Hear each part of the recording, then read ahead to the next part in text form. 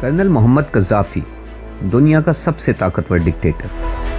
आज नामालूम से मालूम तक की किस नंबर 15 में हम देखेंगे कि कैसे एक 27 साला नौजवान लीबिया का सबसे ताकतवर इंसान बन गया, कैसे इसने अवाम में मकबूलियत हासिल की और महबूब तरीन लीडर कहलाया। मगर ये वही डिक्टेटर है जिसको इसी अवाम ने सड़कों पर घसीट घसीट कर कत्ल किया। मरने से पहले वो चीख चीख कर कह रहा था, मुझे क्यों मार रहे हो, मुझसे तो अवाम मोहब्बत करती है। दुनिया की ताकतें कज़ाफ़ी से खौफज़दा क्यों थीं? क्या कज़ाफ़ी वाकई पागल हो चुका था? कज़ाफ़ी के अजीम अरूज और भयानक ज़वाल की कहानी क्या है? ये सब कुछ बयान किया जाएगा। इस मौजू के वसी होने के पेश नज़र ये कहानी कई अक़सात में बयान की जाएगी, तो देखते रहिए हमारा चैनल नामालूम से मालूम तक। इस सीरीज की तमाम अक़सात देखने के लिए हमारा चैनल सब्सक्राइब करें और बेल आइकन को क्लिक करें ताकि तमाम अक़सात आप तक बर वक्त पहुंच सकें।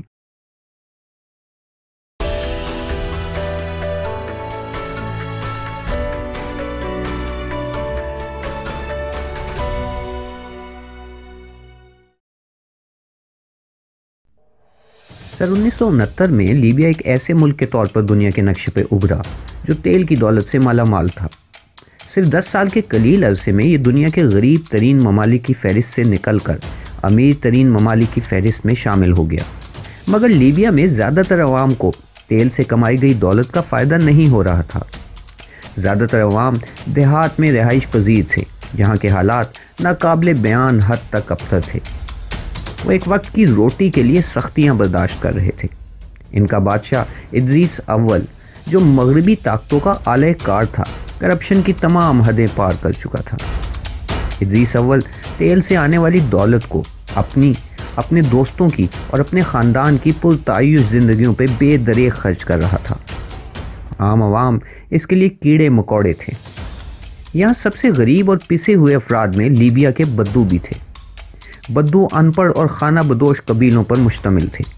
ये सहराओं में मारे मारे फिरते थे ताकि बच्चों को सिर्फ एक वक्त की रोटी फराहम कर सकें।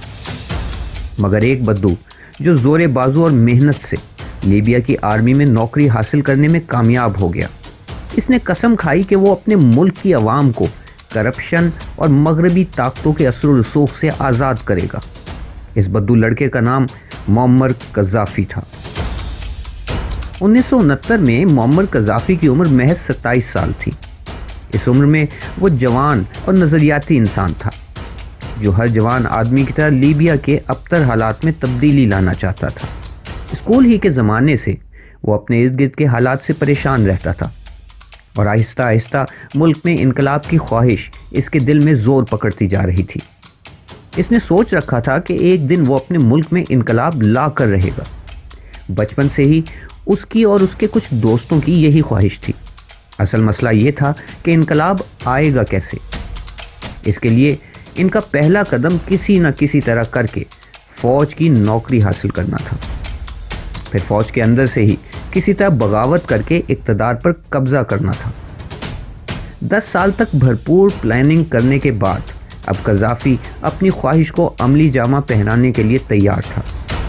इस वक्त लीबिया का बादशाह इदरीस अव्वल इलाज की गर्ज से तुर्की में मुकीम था।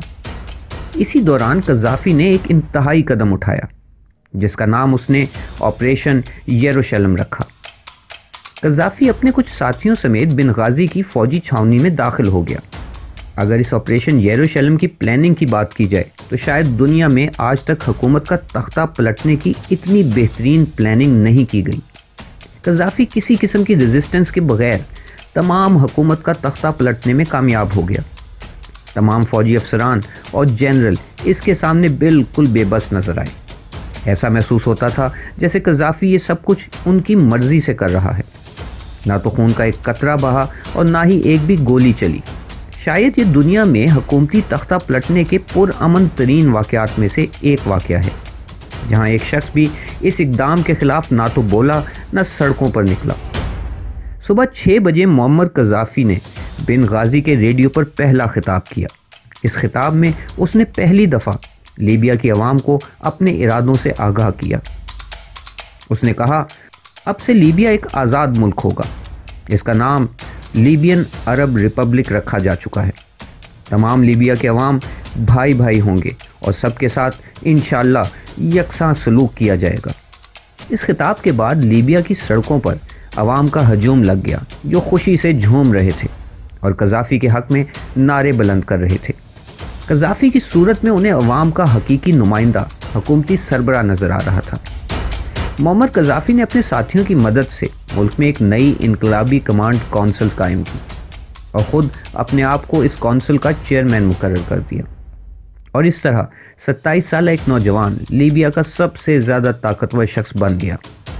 لیبیا کے عوام کو اپنے ابتر ملکی حالات میں معمر قذافی کی صورت میں نجات دہندہ نظر آ رہا تھا۔ وہ پروگریسو تھا، اس کا دعویٰ تھا کہ وہ قوم کو جدید خطوط پر استوار کرے گا۔ اس کے لیے وہ سوشلسٹ الفتح انقلاب کا سہارا لے رہا تھا۔ انقلابی پالیسیوں کے باعث تیل بیچ کر آنے والے پیسوں سے غریب عوام کی فلاح کے منصوبے فوری طور پر شروع کر دیے گئے۔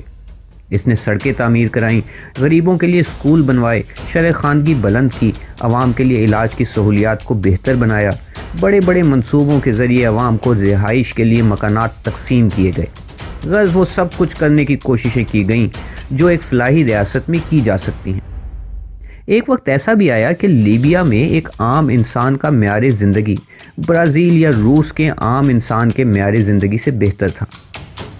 کرنل محمد قذافی عرب کا ایک عظیم لیڈر بننا چاہتا تھا، بالکل ایسے ہی جیسے عظیم مصری صدر کمال عبد الناصر نے اپنے آپ کو ثابت کیا تھا۔ قذافی بچپن سے ہی مصری صدر کمال عبد الناصر سے بے پناہ متاثر تھا۔ عبد الناصر قذافی کا آئیڈیل اور سب سے بڑا ہیرو تھا۔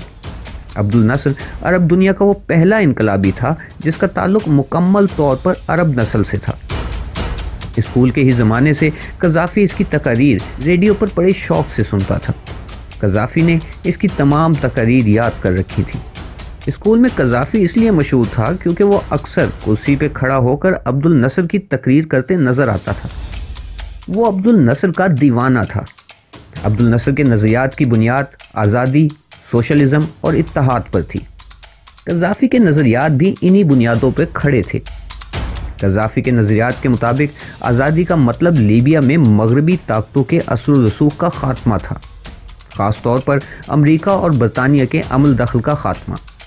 اتحاد سے مراد یہ تھا کہ تمام عرب دنیا متحد ہو کر تمام خطرات کا مقابلہ کرے، خاص کر مغربی طاقتوں کا۔ تیسری چیز سوشلزم تھا، اور سوشلزم سے قذافی کی مراد یہ تھی کہ لیبیا کی تمام دولت عوام میں مساوی طور پر تقسیم کی جائے۔ یہاں سوشلزم کو کمیونزم سے الگ کرنا ضروری ہے، کیونکہ قذافی کمیونزم کو ایک ملحدانہ سسٹم سمجھتا تھا، اور قذافی کے انقلاب کی بنیاد میں اسلامی عقائد بھی شامل تھے۔ جب سن 1970 میں عبد الناصر کا ہارٹ اٹیک سے اچانک انتقال ہو گیا تو قذافی نے پیروکار کے بجائے خود رہنما بننے کا فیصلہ کر لیا، تاکہ اسے وہی مقام حاصل ہو جائے جو دنیا میں عبد الناصر کو حاصل تھا۔ مسلمانوں اور خاص طور پر عرب دنیا کو اکٹھا کرنے کے لیے اس نے فلسطین کے مسئلے کا استعمال کرنا شروع کر دیا، مگر اس اقدام کا مقصد صرف عرب دنیا ہی کو اکٹھا کرنا نہیں، بلکہ وہ حقیقت میں بھی اسرائیل کو شروع سے ہی ایک قابض ملک سمجھتا تھا، جس نے مسلمانوں کو ان کی سرزمین سے محروم کر رکھا تھا۔ اس کے مطابق اسرائیل امریکہ اور برطانیہ کا پیدا کردہ وہ شیطان تھا جس کا ناپاک سایہ پورے مشرق وسطیٰ پر منڈلا رہا تھا۔ اس کے مطابق اسرائیل کا ہدف پورے مشرق وسطیٰ پر قبضہ کرنا اور اس کی تیل کی دولت پر مکمل کنٹرول حاصل کرنا تھا۔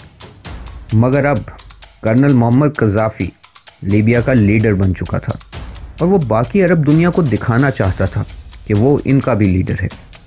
اور پھر جرمنی میں ایک خوفناک واقعہ پیش آیا جس نے پوری دنیا کے حالات کا رخ بدلنا شروع کر دیا۔ دنیا کی تمام طاقتوں کی نظریں معمر قذافی پر لگ گئیں۔ نامعلوم سے معلوم تک کی اگلی قسط میں ہم آپ کو بتائیں گے کہ کس طرح معمر قذافی نے حکومت پر اپنی گرفت مزید مضبوط کرنا شروع کر دی، کس طرح معمر قذافی نے امریکہ اور برطانیہ کی آنکھوں میں آنکھیں ڈالنا شروع کی، اور یہ طاقتیں معمر قذافی سے خوفزدہ نظر آئیں۔ معمر قذافی نے دنیا کی بڑی طاقتوں کو کس طرح چیلنج کرنا شروع کر دیا، اور پھر کس طرح معمر قذافی کا زوال ہوا۔ اگر آپ یہ سب کچھ جاننا چاہتے ہیں تو نامعلوم سے معلوم تک کی اگلی قسط ضرور دیکھیں۔ اس سیریز کی تمام اقساط دیکھنے کے لیے ہمارا چینل سبسکرائب کریں اور بیل آئیکن کو کلک کریں تاکہ تمام اقساط آپ تک بر وقت پہنچ سکیں۔